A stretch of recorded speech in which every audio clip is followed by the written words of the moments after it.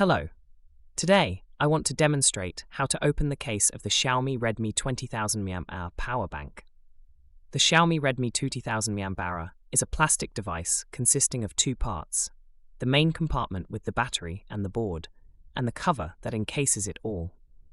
There is a possibility that the cover may be glued, so I suggest using ethyl alcohol to loosen the tightly pressed plastic parts. Just don't do this with bare hands and without gloves. And remember to ventilate the room. Afterwards, use a flat object that can be inserted into the gap between the parts. A regular knife didn't work for me, so I tried using the blade of an office knife, which is much thinner. The cover gave way, and I managed to remove it. Now, you need to unscrew the screws holding the board.